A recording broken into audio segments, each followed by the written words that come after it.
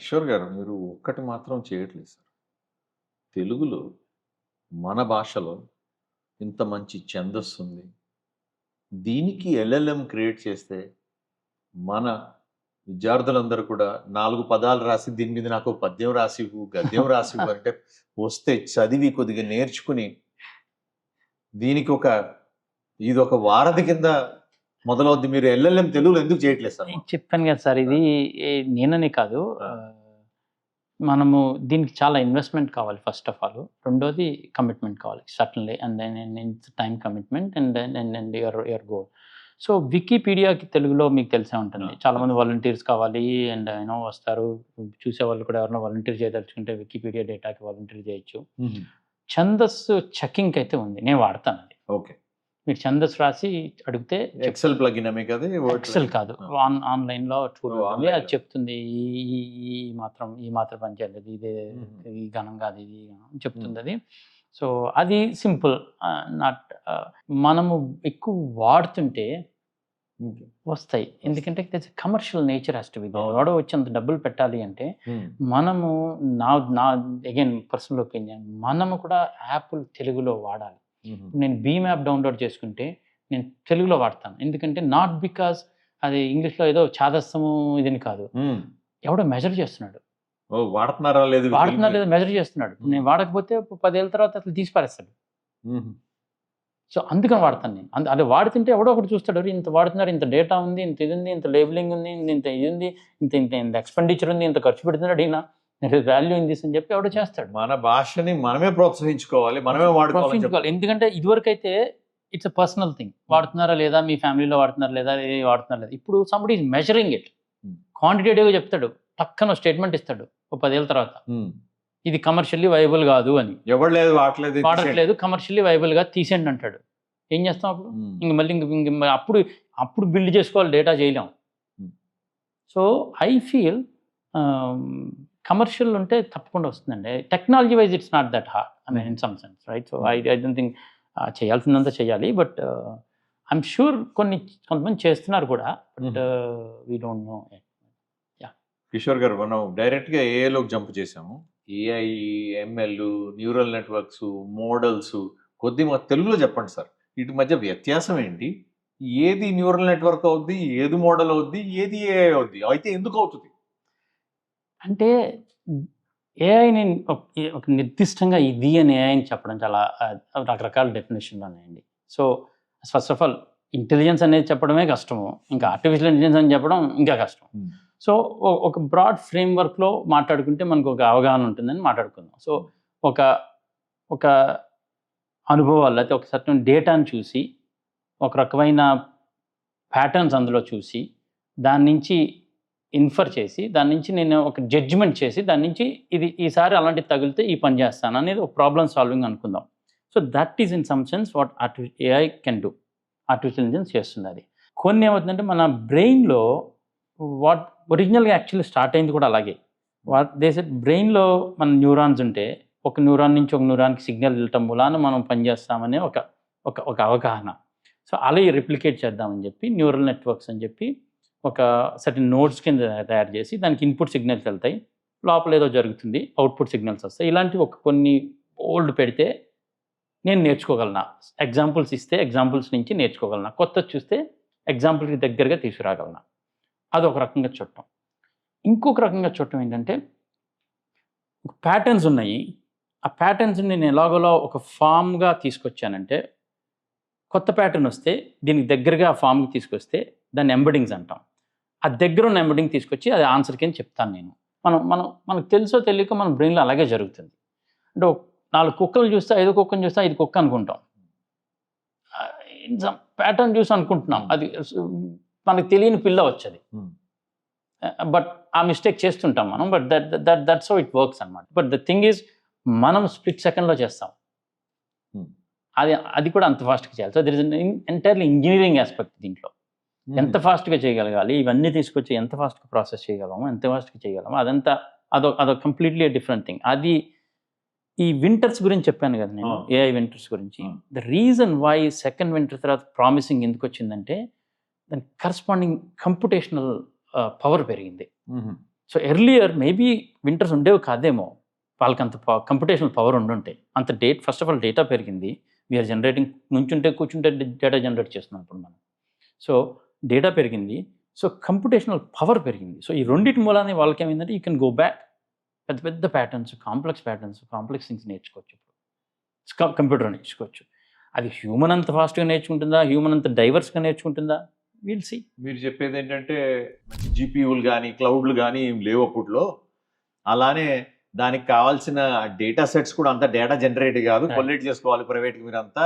అప్పుడు మీరు మాట్లాడే టైం లైన్ 90s అంటే we're talking early days of x86 386 Right. Computer అంటారా, Right. 386 486 మన వ్యూవర్స్ ఎవరికైతే తెలిసి ఉంటాయని అనుకోవట్లేదు, బట్ స్టిల్ 386 486 డేస్ మీరు చెప్పేది. 8 MB RAM 16 MB RAM 16 MB RAM మాట్లాడుతున్నాం. కాకపోతే మీరు ఫస్ట్ క్వశ్చన్ అడిగారు, ఎందుకు తెలుసుకోవాలి అంటే, మీరు ఇప్పుడు ఇది చూసారనుకోండి, మీరు హిస్టారికల్గా ఎప్పుడు చూసినా ఇన్నోవేషను అలాగే ఏదన్నా కొత్తది వచ్చిందంటే ఫస్ట్ డేటా నుంచి వచ్చింది. ఎవరో ఒకరు కూర్చొని ఓపిక్గా డేటా కలెక్ట్ చేశారు. వెదర్ ఇట్స్ ప్లానెట్స్ ఎలా మూవ్ అవుతున్నాయని చెప్పి ఎవరో ఒకరు చేయడమో. ఇప్పుడు బ్రా ఉన్నట్టే బ్రా కూర్చొని ఒక ఇన్నేళ్ళలో ఏ ప్లానెట్ ఎలా మూవ్ అవుతుందో చేస్తే, ఆయన కింద పనిచేసే కెప్టర్ వచ్చి వాటన్నిటిని ఆ డేటాని తీసుకొని వచ్చి మోడల్ తయారు చేశాడు. ఈ ప్లానెట్స్ ఇలా తిరుగుతున్నాయి, అలా తిరుగుతున్నాయి, మన కెప్టర్స్ లా ఆఫ్ మోషన్స్ అన్నాం. కానీ ఆ బ్రా గురించి ఎవరికి తెలియదు. ఆ బ్రా డేటా కలెక్ట్ చేయకపోతే ఇంకేం లేదు. So there is a sequence of discovery. So ఇప్పుడు ఏమవుతుందంటే మీకు ఈ డేటా కలెక్షన్స్, మీరు ఫాస్ట్ ఫార్వర్డ్ ఎర్లీ 20th centuryలో ఈ ఎక్స్రే స్పెక్ట్రోస్కోపీలు అవి వచ్చిన తర్వాత మీకు molecule level, crystal level structures వస్తే మీరు you're designing new materials, right?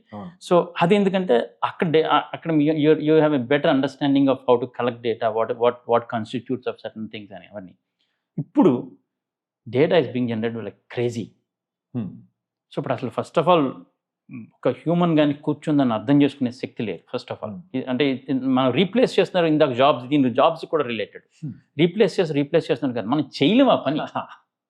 ఎక్సాబైట్ scale data మనం చేయలేము ఆ పని. సో ఎవరో ఒకరు చేయాలి ఆ పని. ఆ పని ఎందుకు చేయాలి అంటే, అందులో మనం 10 మందిని చూసి మీకు మందులు ఇచ్చే డాక్టర్ కావాలా, మిలియన్ మందిని చూసి మందులు ఇచ్చే డాక్టర్ కావాలా, మీరు స్పెషల్గా వచ్చింది కావాలా? మిలియన్ మందిని చూసి ఇచ్చిన ఎక్స్పీరియన్స్ వేరు. అవును. సో ఆ ఎక్స్పీరియన్స్ అందరికీ వస్తుంది ఇప్పుడు.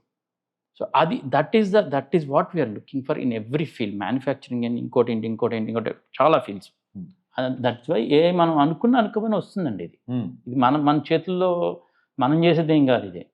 సో మీరు ఎందుకు అలా అంటున్నారంటే, దిస్ ఈజ్ దానికి కావాల్సిన ఇంగ్రీడియంట్స్ అన్ని కూడా ఆ రకంగా అవైలబుల్ ఉన్నాయి. ఇప్పుడు మనకి ఈ రోజు అవసరం కూడా ఉంది. It is not something you can stop, not something you can avoid. Right. It is need of the hour అంటున్నారు. నీడ్ ఆఫ్ ది అవర్ మీకు తెలుసుకోవాలి. ఇప్పుడు మీరు ఒక మార్కెటింగ్ ఏజెంట్ అనుకోండి, మీరు మార్కెటింగ్ చేస్తున్నారు, మీరు డిజిటల్ మార్కెటింగ్లో పనిచేస్తున్నారు అనుకోండి, మీకు ఒక ఫేస్బుక్ అల్గారిథమో, ఇన్స్టా అల్గారిథమో ఎలా పనిచేస్తుందో తెలియకపోతే మీ జాబ్ చేయలేరు మీరు. నేను ఎంబీఏ చేశాను మార్కెటింగ్లో అంటే, నాకు మీకు అల్గారిథం తెలియకపోతే, మీకు ఏం చేస్తుందో తెలియకపోతే, మీరు రేపొద్దున ఒక క్యాంపెయిన్ రన్ చేయాలంటే ఎలా రన్ చేస్తారు? ఎవడో మాట వినాలి. So that is where in the jobs దగ్గరికి వచ్చేసరికి there are 3 kinds of things happens అండి. ఒకటేమో ఇన్ 2 dimensions యాక్చువల్లీ. ఒకటేమో జాబులు పోవటం, ఒకటి అవి ఉంటాయో చూద్దాం. రెండోదేమో ఆగ్యుమెంటేషన్.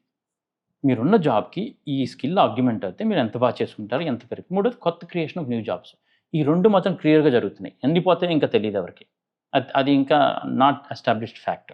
సో మీ జాబ్ క్వశ్చన్ కూడా ఒకసారి మళ్ళీ మెత్తుదామని చెప్పి, నాకు ఉద్యోగం అయితే ఉంటుంది అంటారు తప్పకుండా. మీకు కాబట్టి మీరు ఆర్గ్యుమెంట్ చేసుకోవాల్సిన జాబా, అది కొత్తగా క్రియేట్ అయిన జాబా ఉన్న ఏరియాల్లో. కొన్ని ఏరియాలో అసలు ఏఐ టచ్ అయిన కంపెనీలు ఉంటే వాళ్ళకి ఇప్పటిదాకా అయితే nobody seen any effect at all. అసలు జాబ్కి ఎఫెక్టే లేదు. And this is a study from MIT and London school of economics, వాళ్ళ పేపర్ ఉంది. ఏఐ వేరే కంపెనీస్లో ఈ 3 అవుతున్నాయి, అవన్ కంపెనీస్లో ఎఫెక్టే లేదని. భయపడిపోవాల్సిన అవసరం ఏం లేదు. అదంటే ఇండస్ట్రీ సెగ్మెంట్ ద్వారా అన్టచ్డ్ అని చెప్తున్నారు సార్, లేకపోతే అడాప్షనే లేదు ఎందుకంటే వాళ్ళకి అవసరం? ప్రస్తుతానికి అడాప్షన్ లేదు, because they not ready. Manufacturing కొన్ని areas they are not ready. Once they ready, ఎలాంటి స్కిల్ కావాలనేది ఉండాలి. కానీ నేను అన్నట్టు మార్కెటింగ్ కాదు, ఎవరైనా సరే ఇట్స్ లైక్ మ్యాథ్, అందరికీ తెలియాలి. అల్గారిథమ్స్, ఏ అల్గారిథమ్స్, కానీ ఏం చేస్తున్నారు అందరూ ఎక్స్పర్ట్స్ అవ్వక్కర్లేదు. అంటే మీరు మెకానికల్ ఇంజనీర్ అవ్వక్కర్లేదు మీరు కారు నడపాలంటే. రైట్. మీ పని జరగాలంటే మీరు సో అలా అనమాట. మీకు once you understand how things work, you can use it as a tool. ఒక చోటు నుంచి ఒక చోటుకి వెళ్ళడానికి, మీ పని చేసుకోవడానికి వాడచ్చు. మీరు ఏఐ ఒక కొత్త స్కిల్, దాన్ని స్కిల్ కింద ట్రీట్ చేయండి. ఏఐ అంటే ఒక కంప్యూటర్ సైన్స్ గ్రాడ్ వచ్చి మాత్రమే దాన్ని ఏదో చేసి మీకు చూపిస్తే మీరు జీవితంలో ముందుకు వెళ్తారని లేదు. మీ ఉద్యోగాల్లో మీ స్కిల్ సెట్స్లో ఆ ఏఐ టూల్స్ని మీరు నేర్చుకుంటే you will be A better person, more employability అని చెప్తున్నారు. నేను దానికంటే ఎక్కువ వెళ్తున్నా. నేర్చుకోకపోతే పోతాయి జాబ్లో. Okay, clear. మీరు ఒక యాడెంజీ పనిచేస్తున్నారు, మీరు ఒక ఏదైనా చేస్తుంది, మీరు కొత్త టూల్స్ వాడకపోతే your productivity is down. So మీరు వాడాలి, మీరు తెలియాలి ఏం జరుగుతుందో. సో దానికి you have to spend time. కానీ దాని మూలాన మీ జాబ్ పోదు. ఓకే, మీ జాబ్ దేని మూలాన పోతుందంటే అది వచ్చినవాడు మూలాన పోతుంది. అది నేర్చుకున్నవాడు వచ్చి మీ జాబ్ రీప్లేస్ చేస్తాడు. సో మీరే నేర్చుకుంటే, స్కిల్ అప్ చేసుకుంటే మీకు ఏ ప్రాబ్లం ఉండదు.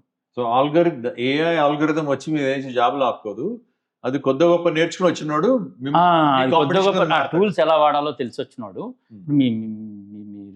మీరు నడిచి వెళ్తుంటే కార్లో వచ్చినాడు ఇంకా ఫాస్ట్గా వెళ్ళినట్టు వెళ్తాడు వాడు. As simple as that.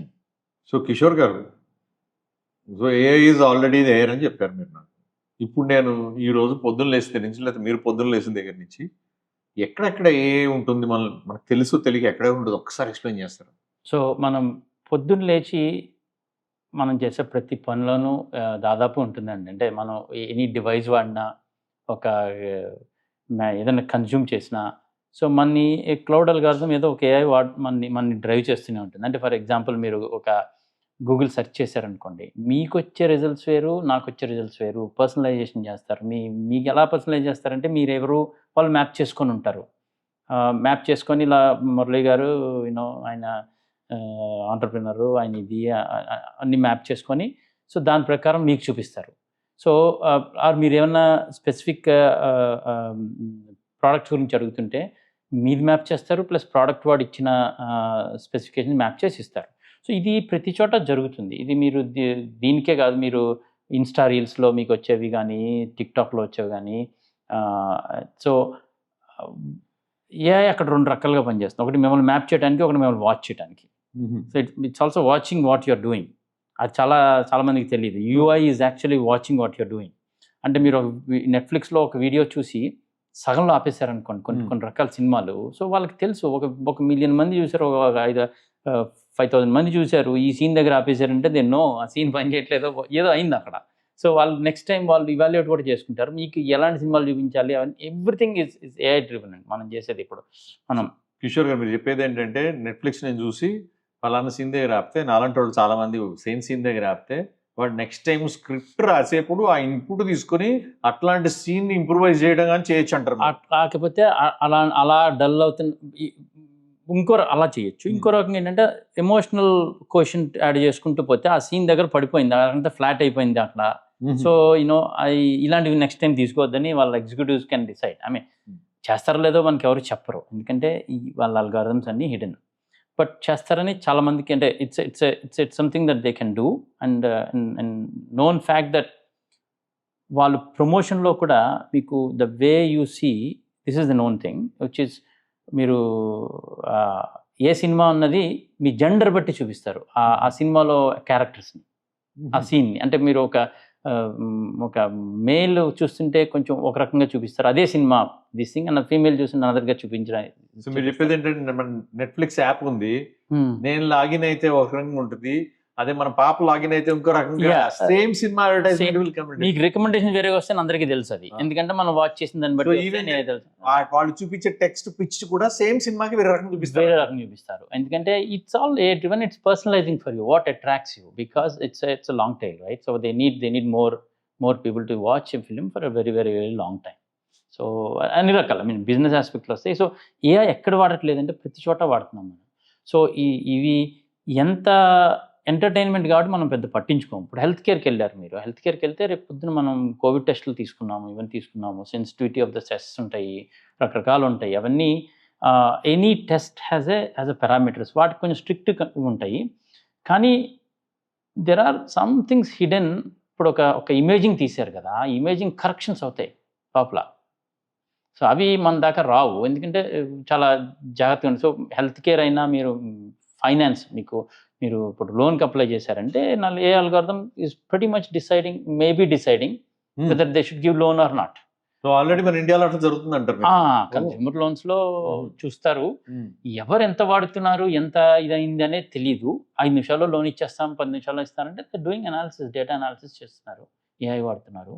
So ఒక్కటేంటంటే regulatory చోట హెల్త్ కేర్ కానీ ఫైనాన్స్ సైడ్ కానీ కొంచెం ఇందాక అనుకున్నాం మనం అల్గారిథంలు, ఏ అల్గారిథం రకరకాలుగా ఉంటాయని, అవి వేరే వాడతారు. కొంచెం more statistical based, more explainable, more ఉన్నాయి, అవి వాడతారు. ఎందుకండి అలాగా? ఎందుకంటే మీరు ఒక లోన్ ఇచ్చి రిజెక్ట్ చేస్తే ఎక్స్ప్లెయిన్ చేయాలి రెగ్యులేటరీ బాడీకి, మీరు బయాస్ లేకుండా చేస్తారా. Diversity is okay but not discrimination. So మీరు రకరకాల వాళ్ళు నాకు కావాలి డేటా, వాళ్ళందరూ రకరకాల అన్ని చోట్ల వాళ్ళ నుంచి తెచ్చుకుంటాను, అర్బన్, రూరల్, వీళ్ళు వాళ్ళు అన్నీ తెచ్చుకుంటాను, కానీ యూ కెనాట్ డిస్క్రిమినేట్ వాళ్ళు, అందుకని వాళ్ళకి ఎక్స్ప్లెయిన్ చేయగలగాలి. సో ఏఐ మనం ప్రెటీ మచ్ మన మొబైల్ ఫోన్ తీసి, ఎందుకండి మన మొబైల్ ఫోన్ ఆన్ చేయాలంటే ఏఐ వాడుతున్నాం, మన ఫేస్ రికగ్నిషన్. ఓకే, గూగుల్ చేయకముందరే మొదలైంది అక్కడ.